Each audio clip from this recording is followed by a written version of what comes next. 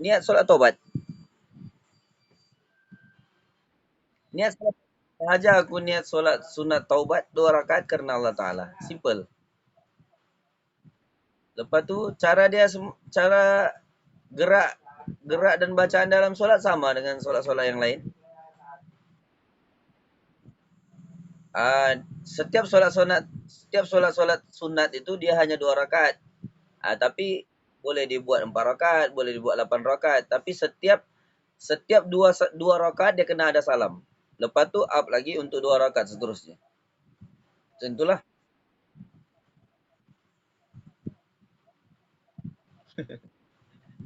Biasa di hujung tu pada sujud yang terakhir tu dalam solat taubat dianjurkan sujud yang terakhir itu, sujud yang terakhir sebelum kita duduk tahiyat akhir tu kan, dianjurkan untuk membaca membaca tasbih di situ, la ilaha illa anta subhanaka inni kuntu minaz zalimin. Sebanyak 40 kali. Ya, ketika sujud yang terakhir selepas baca bacaan dalam sujud tu, baca la ilaha illa anta subhanaka inni kuntu minaz zalimin.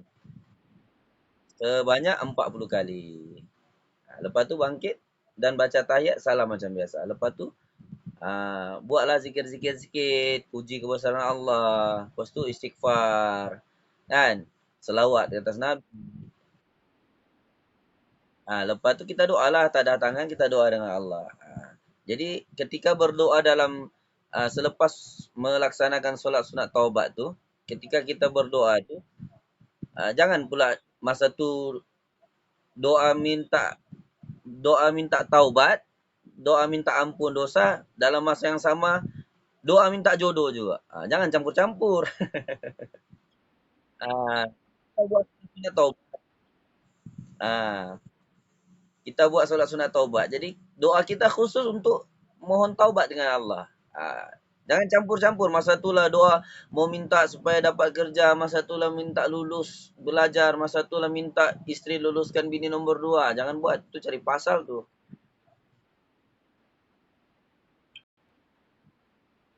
Ah,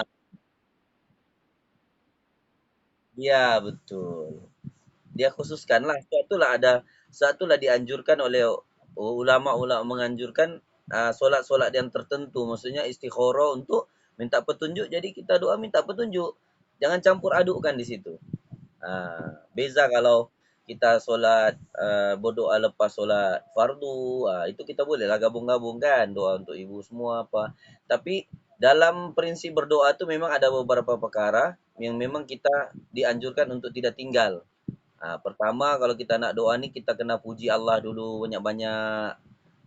Kita sudah puji Allah, kita selawat ke atas Nabi kan. Kemudian tu kita jangan tinggal lagi. Yang ketiga, kita jangan tinggal mendoakan untuk kedua ibu bapa kita. Ini adalah doa yang memang jangan tinggal. Dalam setiap doa kita jangan tinggal. So ini adalah boleh kita kata apa apa dipanggil talian hayat juga nih.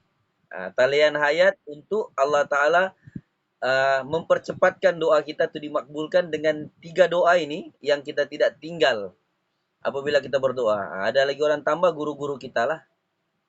Dan doa untuk muslimin muslimat. Begitu.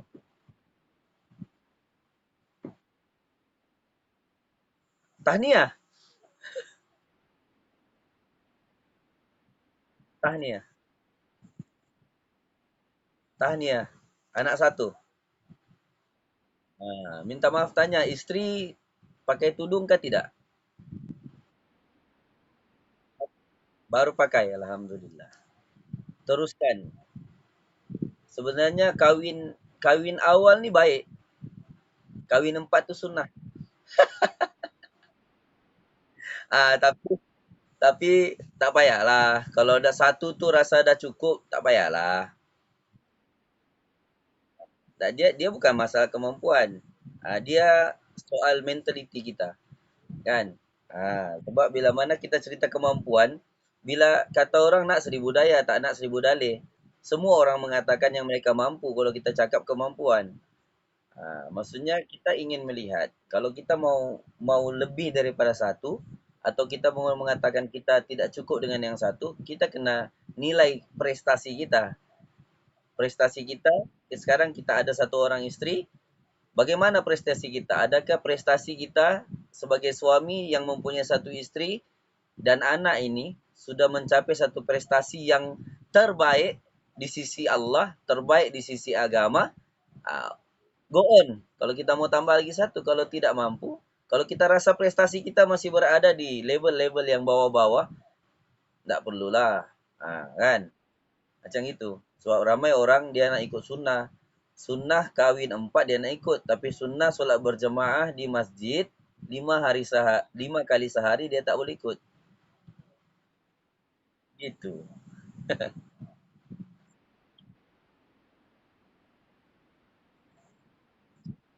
Boleh. Al-Fatihah hafal kan?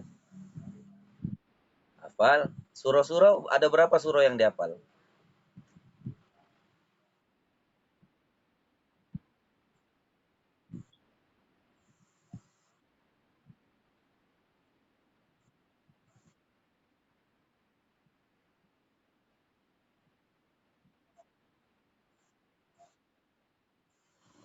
Tak apa.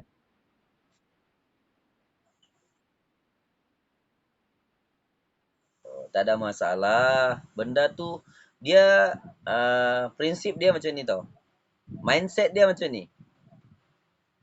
Satu benda yang kita pernah belajar dan kita tinggalkan, akhirnya kita kita rasa kita dah lupa ada benda tu kan. Cuba buat ulang kaji. InsyaAllah. Kecuali tak pernah belajar dan tak pernah pandai benda tu, memang payah. Tapi kalau dah pernah pandai satu ketika dulu, kata dulu pernah pandai mengaji, lama tak mengaji dah lidah sudah keras. Tak apa, tadi balik. InsyaAllah boleh.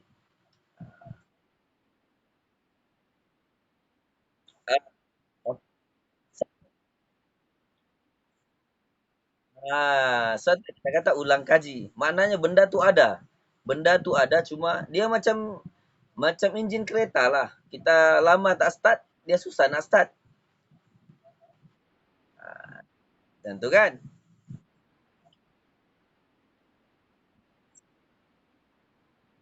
Ya.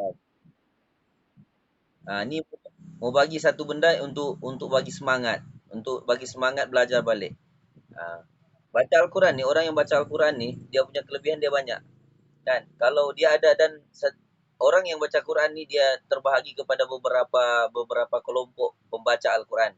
Ada yang dipanggil ahli dalam Al-Quran, ada yang dipanggil orang yang merangkak-rangkak dalam Al-Quran. Kalau orang yang ahli dalam Al-Quran ni maksudnya orang tu lancar baca Quran, fasih baca Quran, semualah dia okey lah baca Quran kan. Orang yang macam ini dia ada satu darjat dia di sisi Allah. Maksudnya dia boleh dianggap sebagai dia dalam kategori ahli dalam Al-Quran macam penghafal Al-Quran. Dia ada level-level dia tersendiri di sisi Allah. Tetapi untuk orang yang baru belajar Al-Quran dan dia baca Al-Quran sebenarnya fadilat atau kelebihan dia lagi banyak kepada orang yang baru belajar.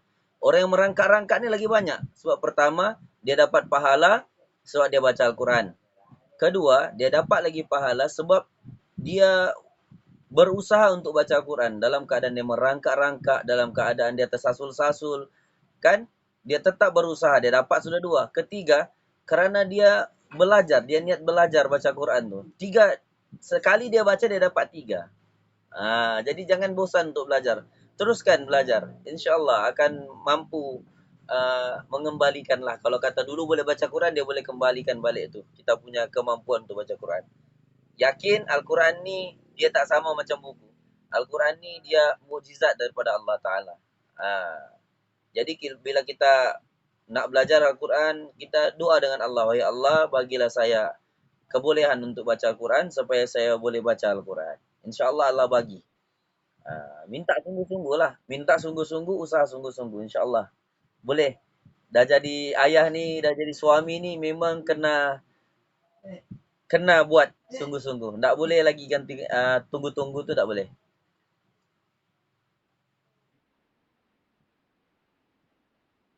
Ha, okey.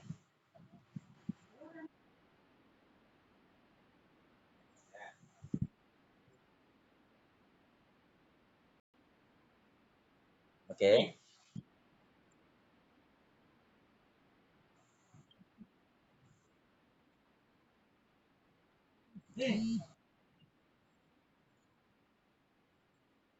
Oke. Oke. Cerita tentang ayah. Ada beberapa orang manusia di dalam hidup kita nih yang kita tidak boleh ajar. Walaupun kita pandai, walaupun kita berilmu, walaupun kita ustadz dari sudut agama, kalau kita cerita tentang agama, walaupun kita berstatus ustadz sekalipun, kita tak boleh ajar orang ini. Pertama, mak ayah kita. Mak ayah kita ini kita tak boleh ajar dia. Walaupun kita pakar agama, dia buta agama, kita tak boleh ajar dia. Paham ya? Kedua, kita punya saudara laki-laki abang kita. Kalau abang kita pun kita tak boleh ajar. Kalau kakak kita ataupun adik perempuan kita, itu kita boleh ajar. Paham kan situ? Oke, jadi maksud perkataan yang saya maksudkan tu tidak boleh ajar bukanlah maksudnya kita mau biar ya begitu. Maksudnya dia punya kaedah itu, kaedah untuk membawa mereka kepada agama itu, kaedah untuk menegur mereka itu, dia ada satu kaedah garis panduan yang telah ditentukan. Kita tidak boleh tunjuk ajar mereka macam mana kita tunjuk ajar kepada orang-orang lain. Kalau kita ustadz ataupun kita guru agama, kita tidak boleh ajar dia seperti mana kita ajar anak-anak murid kita gitu. Tak boleh. Jadi maksudnya kaedah dia adalah dengan menunjukkan akhlak, dengan perbuatan, macam itu. Jadi contohlah ayat kita satu orang yang ya betul, betul. Kita tunjukkan dia akhlak, tunjuk dia akhlak yang baik kan. Kalau kita mungkin sekarang duduk serumah kan dengan ayah, tidak kan?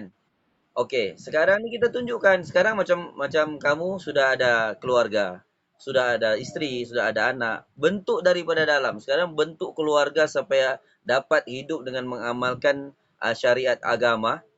Istri tutup aurat dengan sempurna, istri dapat jaga solat. Sampai itu kita sebagai lelaki, kita pemimpin pada keluarga, kita bentuk kita punya keluarga bersama-sama, kita membentuk diri kita sama-sama untuk perbaiki kita punya kehidupan dengan cara agama yang betul. Nanti orang tua kita akan nampak, "Wih, anak aku sudah jadi baik." Dia akan ada gerakan hati, "Wih, aku ni bapak dia bahkan yang sepatutnya menunjukkan kepada dia sesuatu yang baik, tapi aku tidak dapat. Tetapi alhamdulillah aku tengok anak aku sudah boleh hidup dengan keadaan agama." Secara otomatik dia akan follow kita.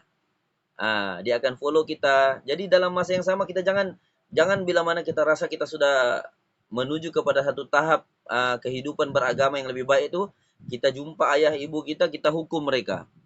Ini dosa, ini neraka. Tak boleh. Jangan menerakakan orang lain, apalagi ibu bapa kita, apalagi adik-beradik kita. Kita jangan nerakakan mereka. Sebab neraka itu bukan milik kita dan syurga itu pun bukan milik bapak kita. Begitu, faham kan? Jadi dengan akhlak lah. Dakwah yang paling berkesan adalah dakwah, kalau kita bercerita dalam konteks dakwah ni, dakwah yang paling berkesan itu adalah dakwah dengan akhlak. Itu adalah dakwah yang paling berkesan sekali. Jadi ibu bapa ni kita tunjuk akhlak, dan kemudian kita sentiasa mendoakan mereka. Satu dalam doa kita kena sebut betul-betul nama ibu, sebut nama ayah kita kan. Kita sebut, kalau sebagai pemimpin keluarga macam kamu suami, sebut nama isteri dalam doa, sebut nama isteri, nama anak-anak dalam doa untuk kebaikan begitu. Dan bilakah masa yang kita boleh ajar mereka? Tadi saya kata tidak boleh ajar. Sekarang saya kata bila masa kita boleh tunjuk ajar kepada orang-orang yang kita katakan tadi kita tidak boleh ajar. Apabila mereka datang kepada kita dan mereka bertanya kepada kita dan kita perlu bagi tahu mereka apa yang mereka tidak tahu, dan disitulah kita baru boleh beritahu. Contoh dia kata, macam kamu lah kan, bertanya dengan saya bagaimana cara solat yang betul kan. Tiba-tiba manalah tahu kamu kata ayah kan tidak solat. Tiba-tiba dia nampak kamu solat, dia datang kepada kamu. Dan dia tanya dengan kamu macam mana cara solat yang betul. Dan kamu ada ilmu itu yang boleh dikongsikan, maka kongsikan kepada ayah. Ketika itu kita boleh berkongsi ilmu dengan dia. Jangan niat ajar dia, tapi niat berkongsi ilmu dengan dia. Macam begitu. Macam saya pun ada ayah juga. Saya ada ibu juga. Biasalah lain bangsa ni lain budaya. Nah, jadi biasanya budaya-budaya kita di Nusantara nih kadang-kadang dia berkait-kait dengan khurafat. Betul kan? Kalau orang Melayu dia lain dia punya budaya, orang Sabah, Sarawak lain budaya dia. Dan kebiasaan budaya-budaya ini akan dipengaruhi dengan sedikit sedikit pembawakan daripada agama-agama terdahulu, agama-agama kuno terdahulu yang dijadikan sebagai adat. Jadi ada adat itu yang bercanggah dengan konsep Islam. Jadi macam mana cara kita mau memperbetulkan itu daripada dalam keluarga kita supaya dia tidak ada, kita tidak boleh terus rujuk. Kita kena tunjukkan akhlak sampai macam mana satu masa orang tua kita akan bertanya dengan kita, adakah apa yang aku buat ini betul atau tidak? Dan ketika itu adalah poin kita untuk bagi tahu mereka keadaan ataupun situasi yang sebenar, maksudnya perbuatan yang lebih mengikut syariat agama, dan mereka insya Allah akan terima. Apabila mereka bertanya, bermakna mereka inginkan perubahan yang baik dalam hidup. Jadi ketika itu kita perlu berperanan. Sebab itu, kalau dulu orang tak ada ilmu sebab susah mau sekolah. Betul kan? Sumber untuk mendapatkan maklumat dan ilmu ini satu perkara yang susah. Macam sekarang senang, kita ada YouTube, kita ada media sosial, kita ada majlis-majlis agama, kuliah-kuliah agama di masjid-masjid. Hampir semua masjid dan surau di seluruh negara ada mengadakan kuliah mingguan, ada yang mengadakan kuliah harian. Nak seribu daya, tak nak seribu dalih. Kan? Jadi dari kita lah. Macam sekarang kalau macam kita rasa kita sebagai suami, kita nak bimbing kita punya isteri itu, kita nak ajar isteri kita hukum hakam, kita rasa diri kita ni kurang kurang kurang tentang agama. Aku mau ajar isteri aku hukum hakam, tapi aku ni pun setengah-setengah. Kan? Aku masih ragu-ragu, betulkah hukum hakam yang aku amalkan? Jangan putus asa. Sebab Allah SWT tu dia akan sentiasa buka jalan. Dan jalan-jalan dia adalah kita tak boleh ajar dia. Kita mau ajar dia mengaji, kita pun masih lagi dipanggil tersekat-sekat baca Quran. Ambil inisiatif, cari satu masa, cari satu guru. Kalau kita mampu panggil guru, ustaz datang ke rumah ajar kita dan keluarga kita mengaji, kita panggil. Kalau tak mampu, kan paling best, paling senang, paling dicadangkan, cari di mana kelas-kelas Al-Quran, kita bawa anak dan isteri kita, sama-sama kita pergi belajar Al-Quran. Di mana ada kuliah agama, kita hadirkan kita punya diri, kita punya anak-anak. Sebab wajib hukumnya untuk satu orang suami mengajarkan dia punya anak isteri tentang hukum hakam agama. Apabila isteri tidak tahu hukum agama dan suami dia tidak ajar dia tentang hukum agama, maka berdosa suaminya. Berat sebenarnya dari suami ni. Sebab itu bila mana kita akad nikah saja, aku terima nikahnya jangan happy sangat. Kan? Kadang-kadang orang, oh kalau sudah aku terima nikahnya sah, yes. Kan? Memanglah kita gembira dapat kahwin macam kamu kahwin muda umur 18 tahun, lain semangatnya. Kan? Tapi kita kena sedar bila mana kita kata aku terima nikahnya dengan mas kawin yang tersebut itu sah. Sebenarnya maksud daripada perkataan aku terima nikahnya dengan mas kawinnya adalah aku terima dosanya, aku terima balaknya, aku terima bebannya, and all. Jadi kita kena jadi satu orang suami yang bertanggung jawab. Jadi cara bertanggung jawab, kita sedar, kita tahu sampai mana kemampuan kita. Kita tahu sampai mana ilmu kita. Yang kita boleh menggunakan kita punya lisan untuk ajar kita punya isteri. Kita tahu ilmu kita tahap mana yang kita boleh ajar pada isteri dan anak-anak kita. Dan kalau kita rasa sangat banyak kekurangan, jalan yang terbaik adalah kita cari guru agama dan kita sama-sama belajar. InsyaAllah dan Allah Ta'ala sangat suka dengan pemikiran yang seperti ini. So kita kata kita mau sama-sama sampai syurga kan? Dia samalah macam minta maaf lah cakap. Ini benda sensitif sikit. Kan? Macam orang cakap apa? Biasa kita di hujung doa, kita akan doa Rabbana atina fid dunya hasanah wa fil akhirati hasanah wa qina azabannar. Kan? Berikan aku kejayaan di dunia dan akhirat dan jauhkan aku daripada api neraka. Betul kan? Kan? Kalau kita fikir secara logik, manusia ni dia suka satu benda yang bila mana dia cakap mudah untuk diterima oleh akal dia apabila benda yang dicakap tu benda yang logik. Betul kan? Sekarang logik ya kalau saya mengatakan kita doa, wahai Allah jauhkan aku daripada api neraka. Lepas habis solat, kita pergi ambil macis dengan sebatang rokok, lepas tu kita bakar, kita isap. Tadi kita doa, wahai Allah jauhkan aku daripada api neraka, tapi api dekat dengan mulut. Rasa-rasa macam mana tu?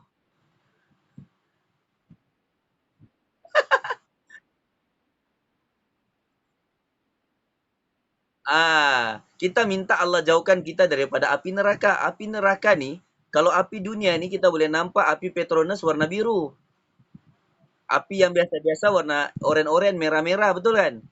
Tapi api neraka ni tak ada warna. Api neraka ni tak ada warna, hitam. Dia hitam, tak ada warna. Kan?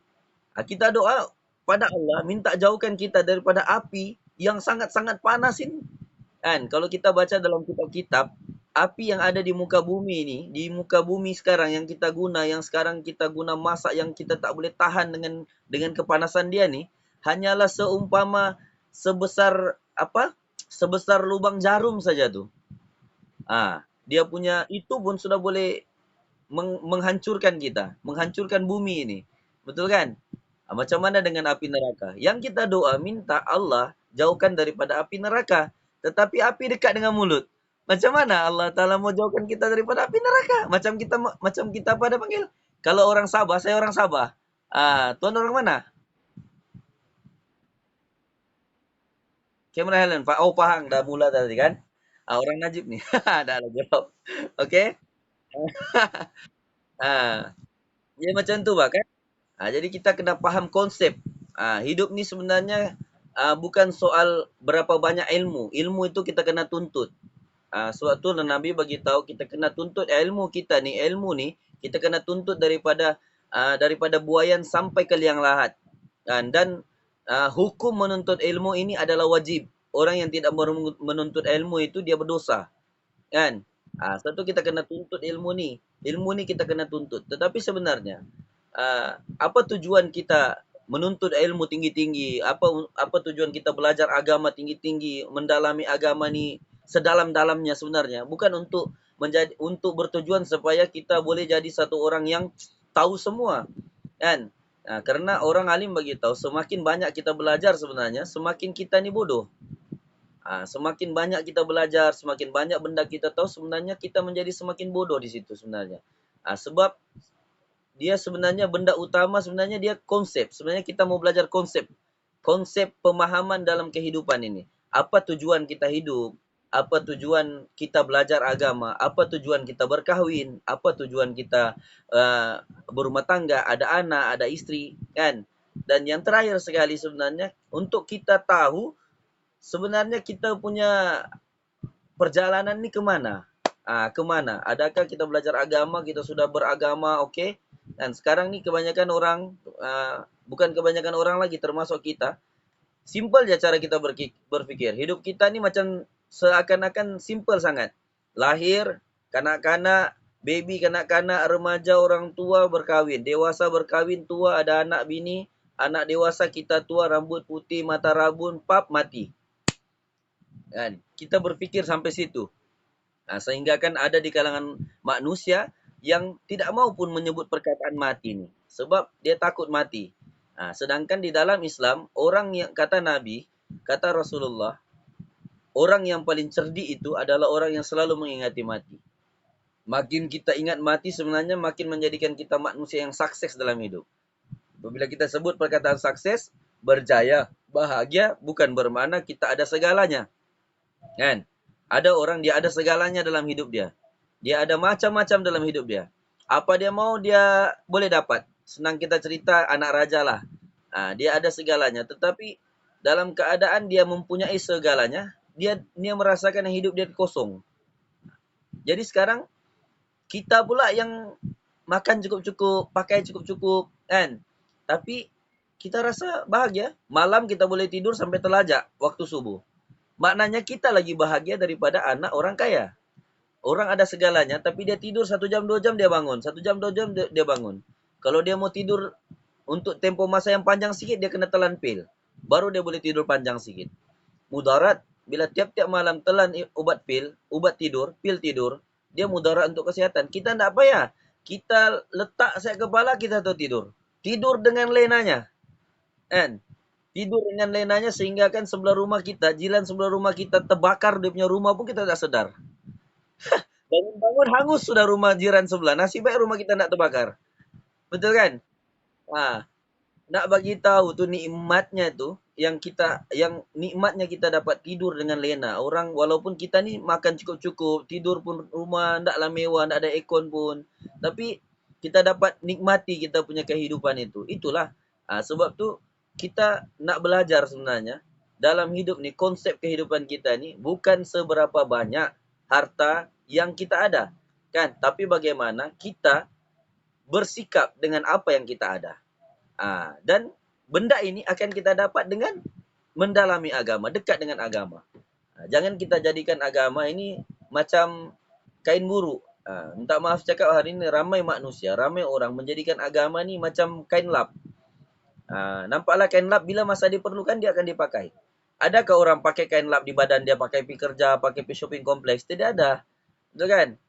Dia hanya kain lap akan diletak di dapur. Walau dia sudah dicuci dan diletak dengan dauni pun, dia tetap akan diletak di satu tempat dan dibiar di situ untuk digunakan di dapur, untuk digunakan di lantai. Untuk masa-masa yang tertentu saja dia akan digunakan. Betul kan? Jadi kita mau jadikan agama ni pakaian kita. Kita mau jadikan agama ni pakaian kita. Maksudnya bukanlah kena pakai jubah sudah 24 jam, kena pakai kopiah 24 jam. Apa kalau semenanjung cakap apa ya kalau kopiah? Apa di atas ni? Ada satu lagi yang saya biasa dengar kawan-kawan semenanjung cakap. Apa? Tak, ada satu. Ketayap, apa ketayap? Ketayap. Biasa ketayap tu kan. No, kita pakai macam sekarang. Kan pakai tak pakai topi kah? Saya pakai topi hari-hari jalan pi mana-mana topi. Ada topi. Belakang ni topi lagi. Tak kisah pun. Yang penting tutup aurat. Sama dengan isteri kita, macam kamu ada isteri kan? Ada isteri, tidak semestinya isteri ni dia kena pakai niqab dan sebagainya. Islam tidak suruh kita tidak suruh perempuan pakai tudung, tapi Islam suruh perempuan tutup aurat. Tutup aurat. Jadi sangat penting. Sebab apabila isteri satu orang perempuan, apabila dia berkahwin dengan satu orang lelaki, label ayah dengan ibu dia nombor 2. Label nombor 1 tu suami. Kan? Jadi bila sebelum kamu kahwin dengan dia, dosa dia semua dengan ibu ayah, dengan ayah dia. Tapi bila dia kahwin dengan kita, laki-laki, kita yang tanggung semuanya. Cuma janganlah lepas ni jumpa isteri, kalau kau keluar daripada rumah, kau tidak tutup aurat, saya cerai kau tal 88. Jangan. Islam bagi tahu ud'u ila sabili rabbika bil hikmah, kan? Sampaikan agama itu dengan cara kasih sayang dan hikmah. Beritahulah dengan cara hikmah. Saya sayang dengan kau, kan? Cakap dengan dia dengan lembah lembut, kan? Abang sayang dengan kau, abang sayang dengan anak kita. Abang tidak mau kita bersama dekat dunia. Sayang abang ni, abang tidak mau kita berpisah. Jadi cara dia untuk macam mana kita punya keluarga ni boleh bahagia di dunia, boleh berkasih sayang, saling mencintai di dunia, berbahagia di dunia sampai akhirat. Jalan dia tidak ada 2, tidak ada 3. Jalan dia hanya dengan kita belajar untuk hidup dalam keluarga kita ni, hidup dalam mengamalkan agama yang sempurna. Dan tidak ada manusia yang dapat mengamalkan agama dengan sempurna, tetapi orang yang belajar untuk mengamalkan agama ini dengan cara yang sempurna, insyaAllah Allah Ta'ala akan bimbing dia. Dan itu saya cara dia. So, kalau kita tidak bagi isteri kita, tidak bagi anak kita dengan agama, kita tidak akan jumpa jalannya. Memang kita mati habislah. Kalau kita mati dulu, macam kamu masih muda, tiba-tiba kamu masih muda 18 tahun, isteri berapa? Umur isteri berapa? Isteri sekarang 20, isteri umur berapa? Isteri umur 19. Ini bukan diminta-minta, bukan kita mendoakan, kan? Umur isteri 19, tiba-tiba kita mati umur 25, isteri baru 24, masih cantik, masih bergetar, masih comel, kan? Kalau kita tidak bimbing dia dengan agama, lepas kita mati, anak kita dia tidak didik dengan agama, dia kahwin dengan orang lain, kan? kita berpisah, cakap cinta sampai mati. Tidak ada suami yang mati istri dia, dia sayang istri dia, mati istri dia ikut istri dia masuk kubur. Tiada istri yang istri dia dia sayang suami dia mati, dia ikut dalam kubur. Jadi kita kena, sebab itulah ada ada falsafah mengatakan kamu cari kamu punya dunia seperti mana kamu mencari seperti mana kamu mau hidup untuk selama-lamanya. Maka kamu cari akhirat kamu seperti mana kamu nak cari kamu punya seakan-akan kamu nak mati esok. Kan? Maksudnya setiap hari kita kena buat persiapan. Kita ada kehidupan kita ada istri kita ada anak kita kena bercakap pada diri kita, beritahu dengan diri kita, mungkin ini adalah hari yang terakhir aku hidup, ini adalah hari yang terakhir untuk aku dapat bimbing istri aku. Kalau aku mati esok, kalau aku tinggalkan istri aku yang tidak jaga aurat, aku tinggalkan istri aku dengan tanpa agama, tanpa amal-amal agama, anak-anak aku tanpa amal-amal agama, tidak ada apa-apa yang aku harapkan di akhirat. Begitu juga dengan istri kita, kita kena tanamkan begitu. Bukan perlu kita mau jadikan dia ustazah, dan bukan perlu kita jadi ustaz, tapi macam mana kita perlu ada dalam diri kita bahwa agama inilah satu-satunya jalan yang akan menyelamatkan kita di dunia dan akhirat. Nah, orang yang pilih agama sebagai jalan hidup dia, insya Allah pasti dia akan tenang. Carilah mana-mana ketenangan. Tengok di negara-negara barat kan. Kalau kita lihat di negara barat, kita nampak macam orang terjun daripada bangunan yang tinggi, terjun payung, terjun daripada gunung, manjat gunung yang tinggi, berdiri, betul kan? Bila orang sampai di atas, orang kata happy. Kan? Sebenarnya mereka mempunyai hati yang kosong. Dan karena kosongnya hati mereka, mereka buat aktiviti-aktiviti seperti itu. Dan kita nampak teruja macam hebat benda itu. Padahal mereka melakukan semua itu karena hati mereka kosong. Jadi cara kita orang Islam, orang yang beriman, bagaimana cara kita untuk mengisi hati kita yang kosong, bagaimana cara kita untuk mengisi keluarga kita yang kosong, hati keluarga kita mungkin rasa tidak tenteram dan sebagainya. Cara dia adalah dengan mendekatkan diri dengan Allah Subhanahu wa taala. Lebih kurang macam gitulah. Macam tazkirah sudah nih. Ini bukan tazkirah nih. Aduh, sudah isyak situ ya. Kami tak lagi. Ah, ah. Oke. Oh, baru pasang. Oke. Ada di rumah.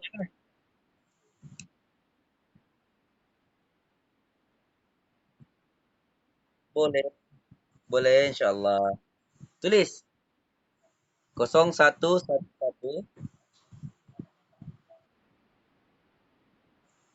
triple one ya 3 kali 8 0771 ya. Ulang balik ya. Ya betul. Akhi,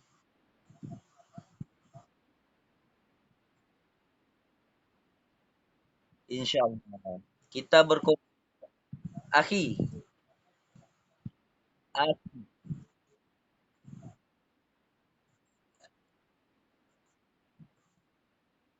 akhi,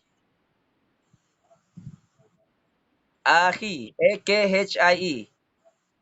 Ya, kita kongsi-kongsi ilmu sama-sama belajar juga. Ya. Insyaallah kirim salam dengan keluarga semua sana. Namanya siapa ya? Lupa pula tanya. Oh, Zaidi. Oi, kawan saya ada Zaidi di mana? Pucung. Ya, ada Zaidi. Apalah, memang kawan-kawan saya semua nama Zaidi. Oke, Zaidi, terima kasih Mas. Insyaallah kita jumpa lagi nanti WhatsApp insyaallah. Assalamualaikum warahmatullahi